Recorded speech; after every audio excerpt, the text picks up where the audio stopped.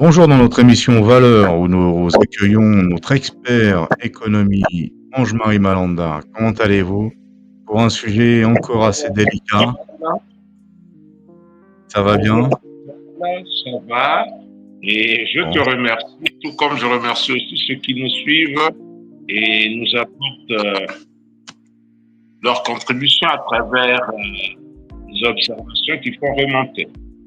Donc, je les remercie exactement. tous, mais particulièrement vous en premier. Alors donc, on va commencer par ce thème-là, sur l'économie sociale de marché. Vous allez un peu m'expliquer un peu de ce que c'est, et comment ça fonctionne et voilà. Ça représente quoi l'économie sociale de marché? Bon, mais dernièrement, je vous avais dit que l'économie, c'était la science de la production, Ah ah, ensuite la répartition des biens. Et nous avions dit aussi que l'économie était cette science d'administration des ressources rares, c'est-à-dire qu'on gérait des ressources qui avaient un coût. ah Mais ah. qu'à cela ne tienne, qu'est-ce que nous entendons par l'économie sociale du marché? Nous savons que le marché, c'est le lieu de rencontre de l'offre et de la demande. L'offre qui est représentée par des acheteurs, de vendeurs, et ainsi de suite. Et la demande, ce sont l'ensemble des acheteurs ou des consommateurs.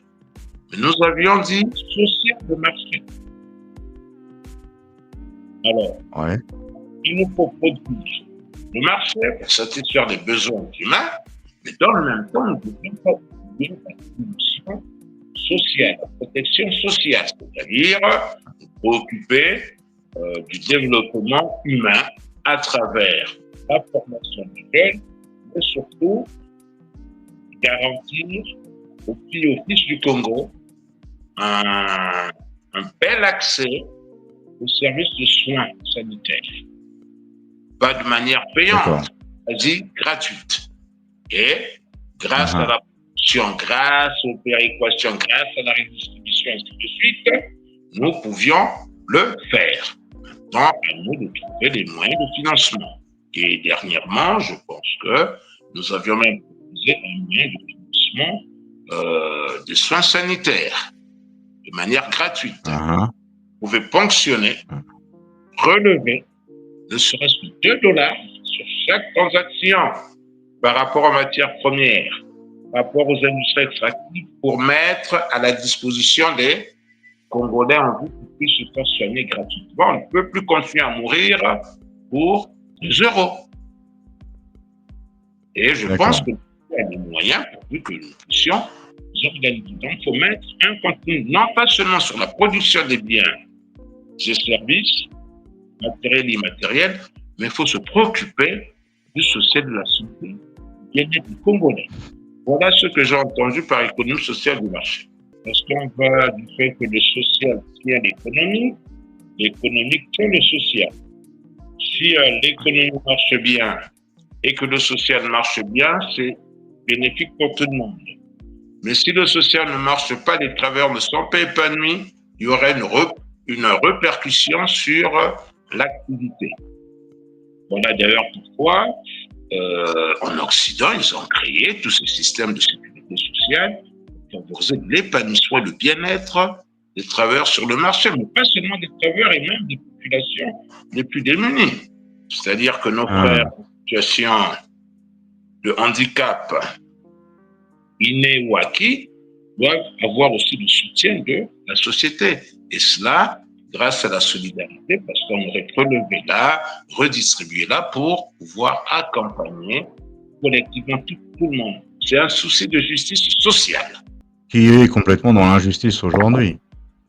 J'ai fait une émission avec une ONG, donc de Brazzaville même, qui m'expliquait qu'ils allaient créer je sais pas comment ils vont faire, mais une mutuelle sociale à travers les ONG pour que les produits aient une réduction de prix. Est-ce que ça Donc, peut en faire partie? sur des prix, on est une chose. Financer pérennement et gratuitement le système socio-sanitaire, on est une autre chose. Mais l'objectif est que chacun, bon en mal, hein, argent ou pas argent, puisse accéder facilement aux services sociaux et sanitaires du pays. Comme j'ai dit, en prélevant ne serait-ce que Ouais. 2 $ sur chaque transaction pétrolière ou vente de mètres cubes de bois, on peut avoir une cagnotte qui permettrait de financer l'accès gratuit aux services sociaux. Il n'y a pas d'existence de ça aujourd'hui, alors? Je ne sais pas et je ne crois pas qu'il y ait un système de sécurité sociale au Congo, puisque les gens continuent à mourir parce qu'ils n'ont pas des sous euh,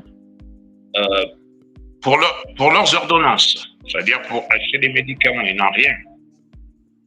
Ils sont démunis. Ah, d'accord, Plus d'accord. vous avez des C'est sous, vraiment plus deux vous mondes, hein? avez des chances de vivre au Congo. Si vous êtes démuni, Ah, ah. vous n'avez pas les chances de vivre. Vous allez me dire que dans les années 70-80, c'est vrai que les sociétés étatiques finançaient des centres médico-sociaux. Là, on soignait leurs agents et les enfants de leurs agents. Mais Bien après les sûr. transformations structurelles, tout ce système a été délité, dépité. Ça n'existe plus. Aujourd'hui, il ne s'agit pas de revenir à ce système-là où les sociétés financières, il faut favoriser l'accès de tous les Congolais aux services de soins et sociaux. Et nous garantissons à travers le prélèvement sur les industries extractives ce financement. Donc là, vous parlez aussi bien de la partie civile que des fonctionnaires. Les fonctionnaires, c'est la même chose, ou alors ils ont aussi... C'est pour un Congolais parce que dans la justice sociale et tous, on doit avoir le même traitement. Que vous soyez Bon, donc, ministre, directeur ou paysan, face ouais. aux problèmes de santé, nous devions avoir les mêmes chances. Bon, donc ça n'existe pas aujourd'hui. Comment créer ce système-là aujourd'hui, alors on sait qu'il n'y a plus trop de budget ou de financement ou de fonds par rapport aux services publics, hein, comment faire? Donc, dire qu'il n'y a pas des ressources, ça serait raconter n'importe quoi. Je pense que les ressources y sont, mais sont très mal utilisées. On peut réduire certaines dépenses. En tout cas, ils sont utilisés. Très mal, je sais pas, mais ils sont utilisés. Voilà. Dans les dépenses de prestige. Je vais prendre un exemple. Il y a une année en arrière, au Congo, on a inauguré des tours jumelles. Je ne sais pas si ces tours jumelles répondent au problème du logement des Congolais. Voyez-vous, Hein, vous hein. dire que on ne finance pas ce dont nous avions besoin, on finance des choses inutiles. Je ne dis pas qu'il ne faut pas construire. Si nous construisons, c'est pour favoriser l'accès des fils et filles du Congo en matière de logement. Mais Tout à si fait. vous construisez des tours pour que Brazzaville paraisse belle vis-à-vis Mmh. de Kinshasa ou autre, vous ne répondez pas aux problèmes sociaux des Congolais. Si nous commençons par réduire certaines dépenses de l'État, nous pourrions avoir les moyens de financer le système social et sanitaire. Mais j'ai déjà dit que rien qu'en prélevant sur chaque transaction, sur les matières, sur les industries extractives, pétrole, phosphate, potasse, ou ainsi de suite, 2 € par transaction, ça ferait une bonne cagnotte pour financer ça. Maintenant, il faut savoir, grâce au nombre, enfin, il y a un ministère du plan, il y a un ministère de la Ouais. population, on peut savoir Mmh. quelle est notre démographie réelle, quels sont nos besoins et planifier par rapport à cela. Donc, à Brazzaville, on fait des façades. Moi, je Euh, pense des façades, effectivement, parce que lors de notre première émission, je disais qu'il y a cette tendance de confondre le développement avec la construction de 2 autoroutes, de 3 buildings. On dit que le pays se développe. Non. ah, J'ai dit que le développement, c'est le fait de satisfaire les besoins fondamentaux du peuple en lui apportant du bien-être, notamment dans l'alimentation, la santé, le logement, Hein, et l'éducation. Si nous bien répondons sûr. à ces besoins fondamentaux, en ce moment-là, nous avançons. Le développement, ce n'est pas ce que je vois au Congo, en Côte d'Ivoire, consistant à construire deux, trois buildings ou des autoroutes. Non, ça, c'est le mimétisme européen. Si vous partez en Europe, ou même dans certaines villes ici, vous n'allez pas voir ces grandes tours. Et pourtant, les gens sont dans le bien-être, vivent décemment. Et ce qu'il Hein. faut pour le peuple, c'est de vivre décemment. C'est pas ces tours jumelles, c'est pas les mausolées à la gloire de Pierre Savourien de Brazza. Et d'ailleurs, dernièrement, quand je discutais avec le président Ngitoukulu, nous étions d'accord pour dire qu'il faille recentrer l'économie sur le pays et faire en sorte de répondre aux besoins fondamentaux des Congolais. Le reste est secondaire. C'est ça que ça veut dire. Aujourd'hui, nous sommes dans l'article 15, comme aurait dit l'artiste Pépé Calais, c'est-à-dire débrouillez-vous pour vivre. Mais l'État est Hein. là déjà pour protéger ces populations, à apporter le bien-être aux populations. Donc, il revient à l'État de ne pas nous dire de nous débrouiller pour vivre, mais plutôt de créer les conditions qui favorisent le bien-être des populations. C'est-à-dire en apportant à ces populations, où qu'ils soient dans le territoire national, de l'eau potable, en leur garantissant matin, midi, soir l'électricité. Pas Hein. seulement parce que c'est un vecteur, un multiplicateur en matière productive, mais aussi pour Hein. le bien des populations. Imaginez que la maman euh, qui décide, bon, comme je travaille, il faudrait que je fasse le marché pour une semaine, elle achète des produits, elle ne peut pas les congeler parce que matin, midi, soir, vous avez des délestages. Hein. On gagne le pouvoir d'achat, mais c'est aussi un gaspillage. C'est un énorme gaspillage.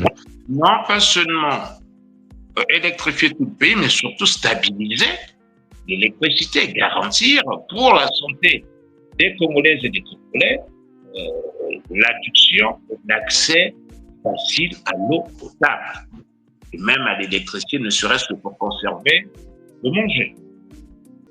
D'accord. Donc comme le pays n'a pas d'électricité, eh ben forcément, il y a rien qui va.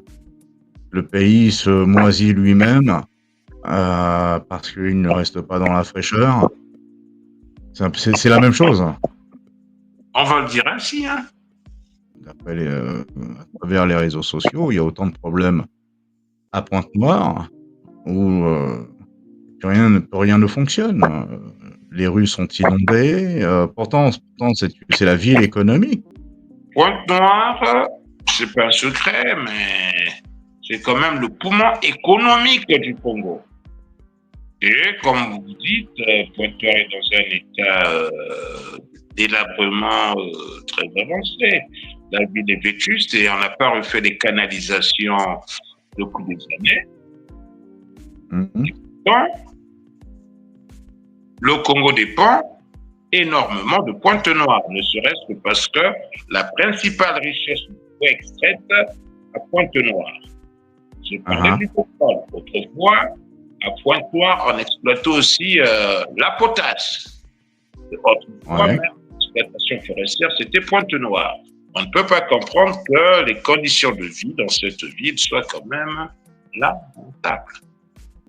C'est pour ça que moi-même je reste un peu. Si on arrive à Ouesso dans la Ah, Sangue, même dans la cuvette centrale, la cuvette ouest, les conditions de vie sont vraiment, vraiment, vraiment rudimentaires. Et cela se manifeste sur le taux de mortalité infantile et même des adultes. C'est nul. bien sûr. Il n'y a pas d'âge pour ça. Les conditions sont rudimentaires, on n'est pas bien nourri, pas bien, on ne prend pas une bonne eau, ainsi de suite, et ça détériore notre santé. Et personne ne se pose la question pourquoi, en ce moment, beaucoup de Congolais souffrent d'insuffisance rénale. Mais hein, c'est tous ces problèmes économiques que nous n'avions pas réglés durant des années.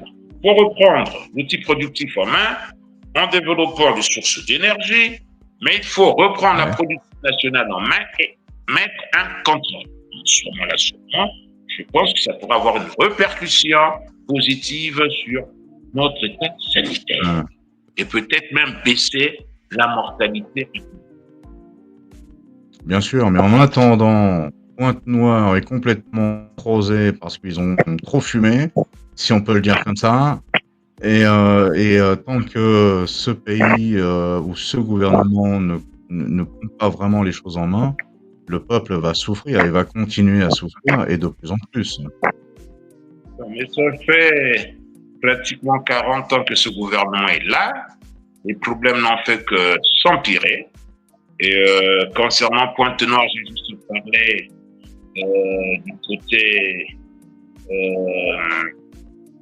du côté euh, économique, mais sanitairement, les gens vont pas bien. Pointe-Noire, parce que les autorités ne font rien dans le cadre de l'économie sociale de marché pour protéger ces populations.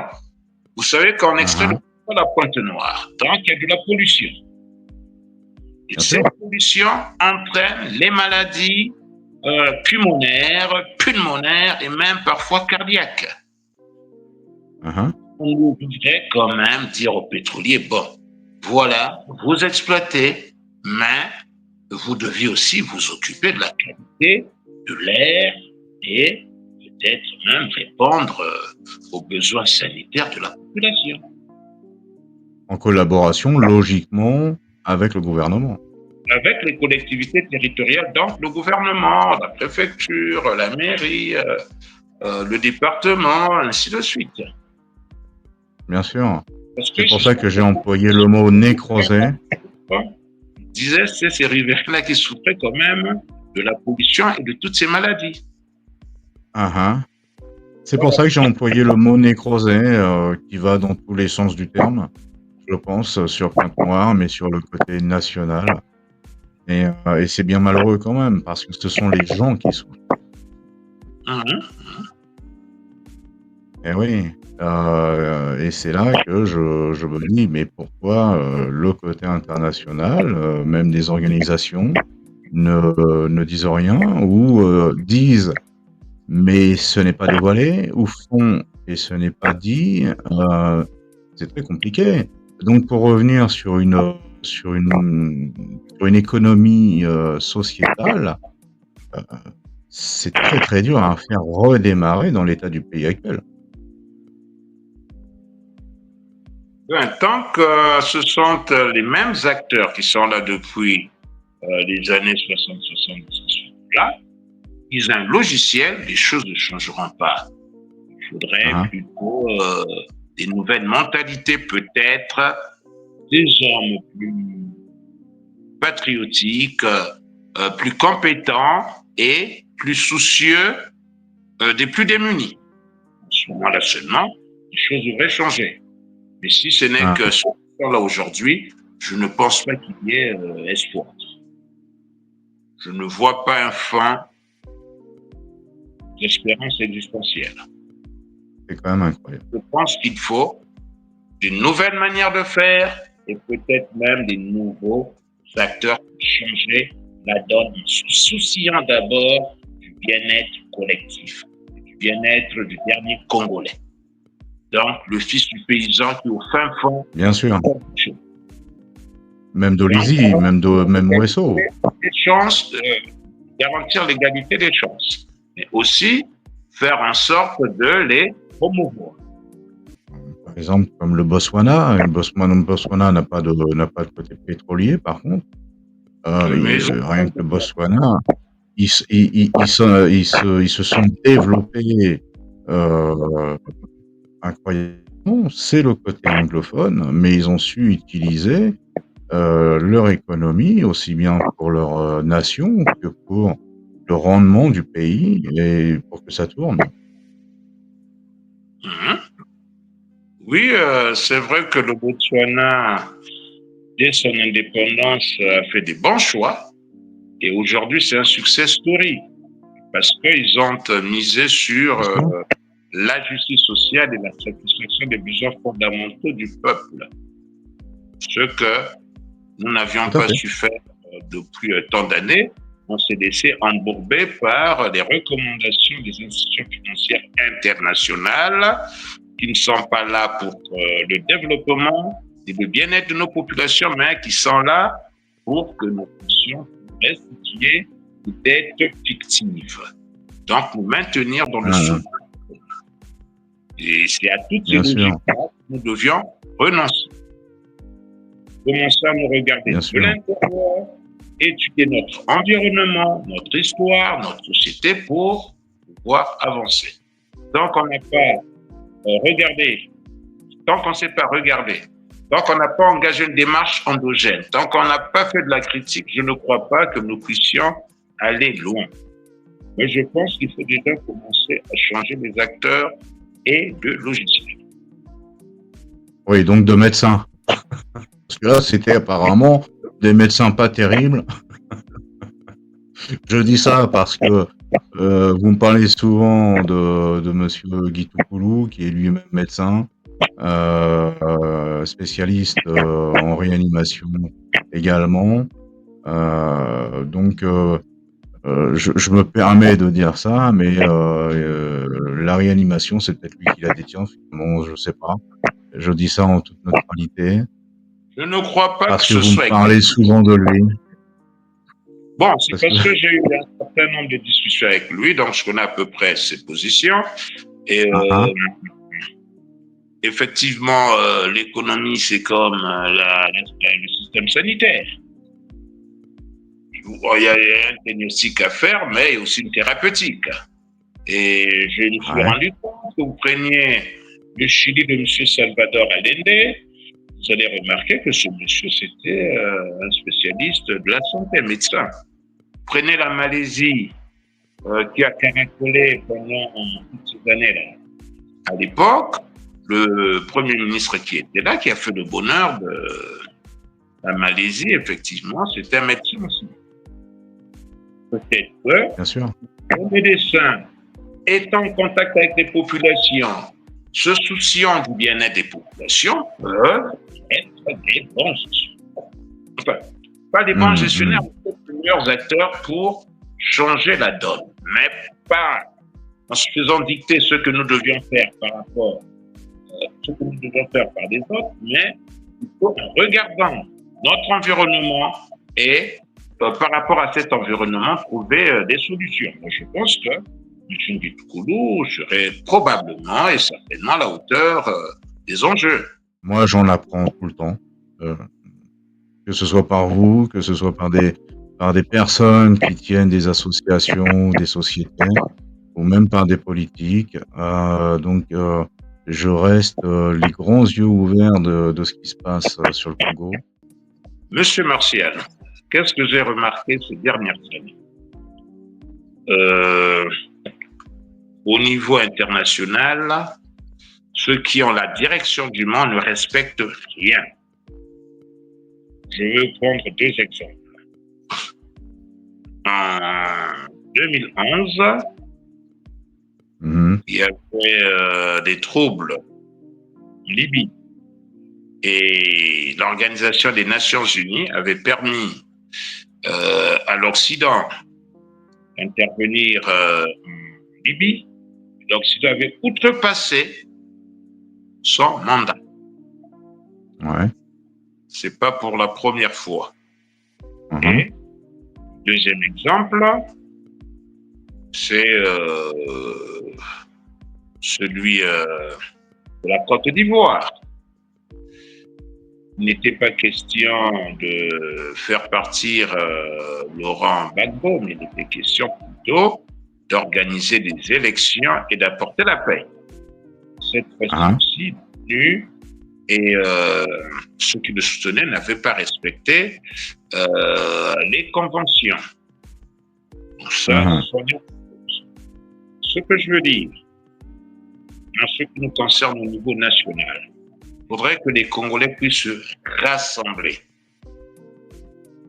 Et si possible, se mettre autour de la table et commencer à diagnostiquer le mal. Comme je l'ai Mhm. déjà dit, le mal, c'est la mauvaise administration. La mauvaise administration, parce que depuis 40 ans, ça n'a pas changé. Ce sont les mêmes acteurs, mêmes logiciels, et nous Ouais. faisons du place. J'avais écrit un article il y a 10 ans en arrière, de nouveau, l'ajustement structurel au Congo. Parce que vous Mhm. savez pourquoi en 1992, Sassou Nguesso a perdu des élections? Non, non, non, dites-moi. Parce que Sassou Nguesso avait déjà, enfin le président Sassou avait déjà conduit le Congo au bord de la faillite avec le programme d'ajustement structurel. En ce moment-là, le Congo était le pays le plus endetté par tête d'habitant. Ah, d'accord. Et en 97, il revient.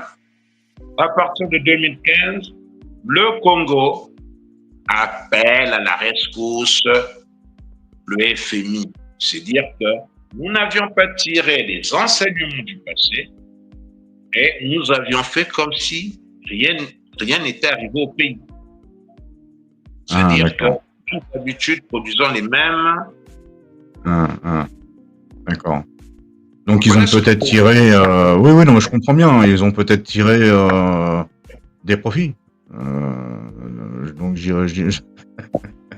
moi, je dirais pas, d'après ce que vous me dites. Moi, je sais ce que je comprends. Après, je suis pas là. Moi, je suis pas juge et parti. Donc, bah, écoutez, tout ça, c'est à réfléchir effectivement. Ce sont des bonnes réflexions. Le pétrole touche également Total Mhm. au Congo, Oui, où Total a aussi quelque part sa part de responsabilité dans le droit humain, dans tout. Total a sa part de responsabilité parce que en 97, c'est quand même grâce à elle que le président a eu les moyens de gagner la guerre contre le pouvoir qui avait été là. Il faut le Mmh. dire. Je connais pas les causes, mais toutefois, il nous revient à nous de savoir négocier en faveur de nos intérêts, pas en faveur de nos maîtres. Moi, c'est ce que j'ai toujours pensé. C'est aux Congolais de savoir négocier en fonction et en faveur de leurs D'accord, intérêts. bien sûr. Deuxièmement, je voudrais souligner une chose que j'oublie souvent de souligner. Il n'y a pas que Alors le dites-le. pétrole qui peut enrichir un pays. Il y a Hein, hein. d'autres. Et je regardais récemment les statistiques d'exportation du Vietnam. Hein. Le Ouais, Vietnam, c'est un pays de 330 km², donc un peu plus petit que le Congo, avec une population qui avoisine 99 millions, hein, hein. mais Ouais, réalise chaque année, grâce à l'arboriculture, des recettes de 5 milliards de dollars. Donc, moi, je pense qu'il faudrait que nous investissions le domaine productif. Commencer à produire de la tomate, des légumes, produire des arbres fruitiers, ainsi de suite, et les transformer. Cela donnerait des emplois, cela permettrait aussi de se passer du pétrole. On ne peut pas toujours compter bien sur sûr. le pétrole. Il faut reprendre l'outil productif en main, et j'ai dit dès le départ, l'économie, c'est d'abord la production. D'accord. Donc, notre première émission qu'on a fait ensemble, qui était sur la productivité des forces vives, Oui, c'est oui, tout à fait ça. point des forces productives, voilà. Voilà, où j'invite bah, tout le monde à regarder ces émissions de 1, 2, 3, 4, qui sont toujours intéressantes. Monsieur Malanda nous explique d'une manière avec moi où je ne comprends pas tout non plus, mais à force, je le comprends. Je le remercie pour ça parce que c'est dit d'une manière générale, explicite, mais bien dit, normalement, sans employer des mots spécifiques ou techniques. Comme ça, on comprend mieux. En tout cas, on arrive sur notre fin de notre émission Valeurs. Monsieur Malanda, j'ai été encore ravi de discuter avec vous. Et je vous dis à très bientôt, monsieur Malanda. Je vous remercie. À très bientôt. Courage et plein succès à ces émissions.